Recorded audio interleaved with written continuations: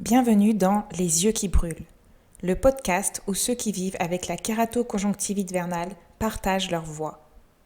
Ici, on raconte nos parcours, nos galères, nos victoires et surtout, on ne se sent plus seul face à cette maladie méconnue.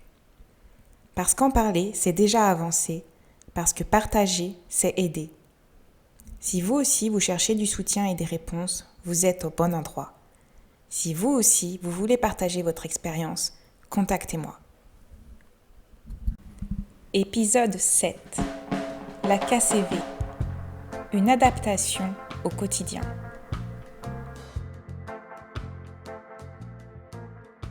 La kératoconjonctivite vernale, ce n'est pas juste une crise de temps en temps. Ce n'est pas juste une maladie saisonnière. C'est tous les jours, toute l'année. Chez nous, tout a dû s'adapter à cette réalité. Antonin a 8 ans. Il voit parfaitement, mais pour protéger ses yeux, il doit porter ses lunettes Sienna en permanence, même à l'intérieur. Les pollens, la poussière, tout ça ne s'arrête pas aux fenêtres.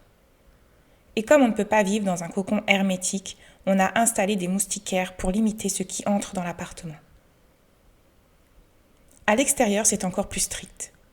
En automne et en hiver, il porte ses Sienna photochromiques. Au printemps et en été, il passe au verre solaire. Et toujours une casquette ou un chapeau selon la saison. Au fil des années, nous avons appris à anticiper. Nous avons changé notre façon de partir en vacances. Fini le camping, fini le sud de la France en plein été, trop risqué, trop compliqué. Désormais, on privilégie les vacances à la Toussaint et en hiver. Pour les beaux jours, direction la maison de famille en Bretagne, où on sait qu'un médecin est disponible rapidement en cas de problème. C'est un choix, mais au final, tout le monde y gagne. Moins de stress, plus de sérénité. Même les moments de jeu et les soirées pyjama sont pensés différemment. Antonin ne dort chez ses copains qu'en automne et en hiver. Au printemps et en été, c'est chez nous que ça se passe. Ça évite les nuits trop compliquées loin de nous, où il pourrait avoir une crise sans pouvoir gérer correctement ses yeux. Les colonies de vacances, pour l'instant, ce n'est pas envisageable. Trop d'incertitudes, trop de contraintes.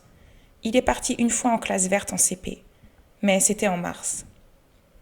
Tout s'est bien passé et c'était une petite victoire. Le soir, pour apaiser ses paupières et éviter les inflammations, Antonin dort souvent avec un masque froid. L'idée, c'est de calmer les papilles avant qu'elles ne s'activent, peut-être même d'empêcher une crise de démarrer. Et nous, en tant que parents, nous avons aussi adapté notre travail. Grâce au télétravail, on s'organise pour qu'au moins 3 jours par semaine, l'un de nous puisse aller le chercher en urgence à l'école si besoin. Il reste une journée plus compliquée à gérer, mais mon employeur connaît la maladie de mon fils. J'ai la chance de pouvoir quitter le bureau si nécessaire et continuer ma journée à distance. Les écrans, c'est un autre défi.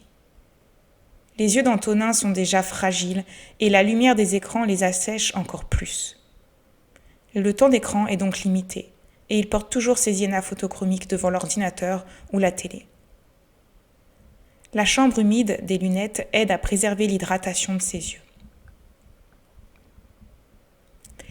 Et puis il a toujours ses larmes artificielles et des compresses dans son sac quand il va à l'école. Pendant les périodes à risque, il nettoie ses yeux dès qu'il rentre de la cour de récréation. C'est devenu un réflexe, une habitude comme une autre.